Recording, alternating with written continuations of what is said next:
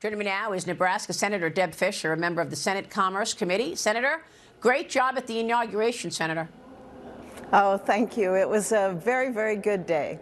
It certainly was. You will be part of Howard Lutnick's confirmation hearing. Tell us about your expectations for Howard Lutnick and the rest of these nominees. Do you think they'll all get past the finish line? It is so very important that we do get these nominees confirmed and that we do it quickly. Of course, as you're well aware, Maria, the Democrats are slow walking everything. Republicans have shown that we will stay late. We will stay over the weekends in order to get this done. We need to make sure that we have good, solid hearings, which on armed services, I'm on that committee. We did have a good hearing with Pete Hegseth. I'm sure that with Mr. Lutnick, we're going to have another good hearing with him. He is well qualified. I've met with him in my office, had a great conversation, and looking forward to a good hearing. Of course, it is important that the president and the American people have these positions filled as soon as possible. Yes, for sure. I mean, these are national security threats that we talk about every day. The president needs his team on the ground. Do you feel like your colleagues on the left have been stalling these hearings? Oh, most definitely. You know, you especially saw it on Armed Services Committee where the Democrat members wanted to have another round of questions. They wanted to postpone the vote. They just wanted to drag it out. Let's remember that I think it was in the first 12 days of President Obama's administration, he had 12 or 15 nominees already confirmed. We need to do that for national security reasons, for reasons that the American people are tired of waiting. You know, we want to see things happen. We need to move ahead, but we've got to do our job. We have to be thorough in it, and I can guarantee that we are. Yeah, I mean, more than that, people are sick and tired of the political tricks.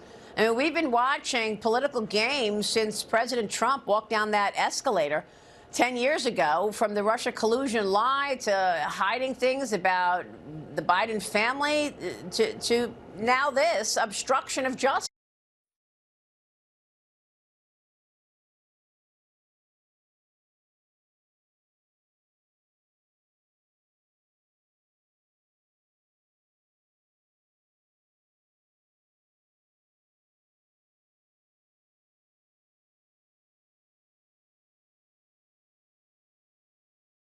Sense.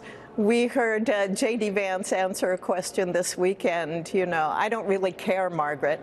That is a calling that I hear all across Nebraska and all across America. Yeah, you know, I don't really care anymore. We have work to do. We need to get it done. Stop with the tricks. Stop with all this stalling. And let's get to work for the American people on energy, on inflation, on reconciliation. There is so much to do. Well, that's right. And people don't care about all of the being politically correct. But it's interesting to me that the Democrats can still pull this off, even though you're in the majority. I mean, come on. 53 Republicans versus 47 Democrats, and they're still running the table. We're going to have to watch this. Hopefully in the next 2 weeks, you'll be in a better place. But House Republicans are set to meet with VP Vance today at the Trump Doral Resort in Florida as part of their annual conference. Committee chairs will also hold reconciliation meetings on how to pass President Trump's agenda. Trump joined lawmakers for dinner last night with a speech on his priorities. Here's what he said. Watch. In the coming weeks, I'm looking forward to working with Congress on a reconciliation bill that financially takes care of our plans to totally and permanently restore the sovereign borders of the United States once and for all. I'm also eager to get to work with Congress on the largest package of tax cuts and reforms in American history. We got to get that done. And we don't want to get hung up on the budget process. We just want whether it's one bill, two bills, I don't care. Senator, how do you see this playing out? Well, I agree with the president on his goals here. And I agree with him when he says whether it's one bill or two bills, you know, I don't care. Yes, we need to make sure that we're going to deliver for the American people. What I'm worried about are American families. You know, they have to choose right now between making ends meet and taking care of their families. My top priority in reconciliation is my paid family medical leave tax credit. That was included in the 2017 tax reform, and I want to make that permanent in this reconciliation package. So we are working hard on that with a number of my colleagues. In the Senate, we are working together. As you know, in reconciliation, we just need to keep our guys together. And we're trying to do that through a number of committees to make sure that we protect this country, that we protect our borders, that we can provide for families and meet their needs so that they can have a better life for themselves and their children. These are promises made, and they're going to be promises kept. And I'm glad that you're focused on families, whether it be their economic progress or their security.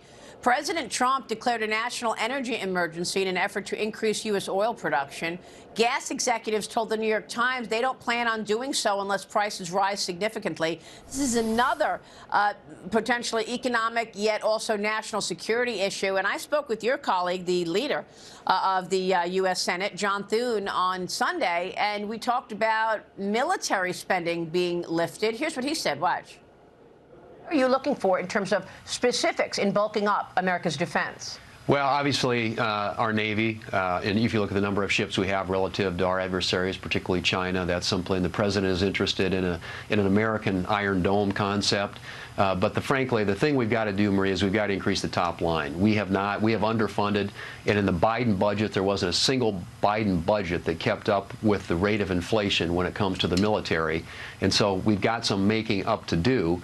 I think there's a very compelling argument on Panama, a very compelling argument on Greenland, and an optimism in America that we haven't seen in a long time. I think this has been a sluggish country, a country that's been bogged down under the weight of government regulation and red tape and taxation. Senator, I've got the Iron Dome for America executive order in front of me, and this is one of the ways that President Trump says he will be protecting America from a national security standpoint. What are you considering in terms of defense spending? And tell us where the priorities are in this plan. Right. You know, on Armed Services Committee the last 3 years, President Biden sent us his top line for his budget. We increased that in the Senate Armed Services Committee because we are well aware of the threats that face this nation.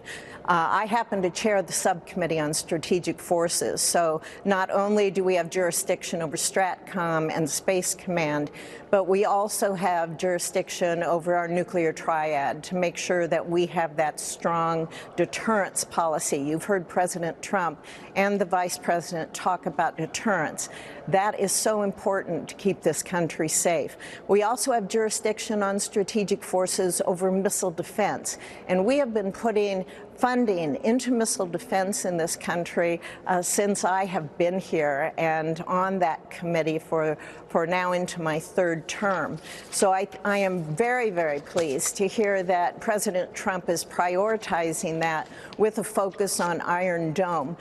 We need to continue to look at our missile defense, the capabilities that we have, the capabilities that we need in order to defend and protect our homeland. Yeah, I'm so glad to hear you talk this way. I could not agree more. Unfortunately, something's got to give. Senator, can you name one or two important offsets that you think will be significant? I mean, interest is the single largest item in the budget behind Social Security, more than spending on defense, Medicare, and on children. Senator, what's your most important offset to pay for all this?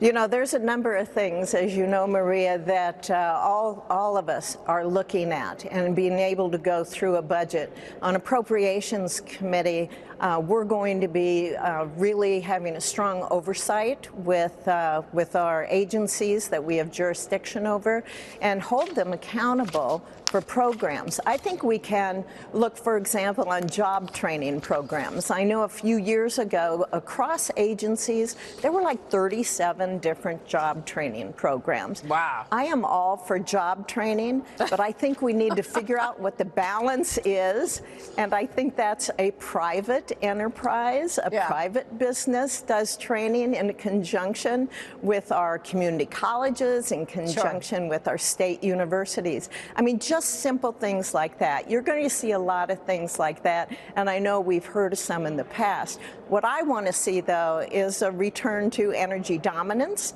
That is going to bring in, it's going to help lower prices for families in this country.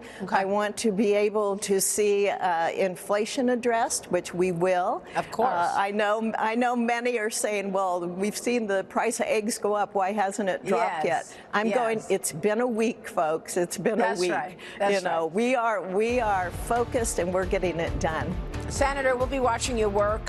It's a great point. The oversight alone may actually save a lot, given the reckless spending in the past. We'll be watching. Thank you so much, Senator Deb Fischer, joining us this morning.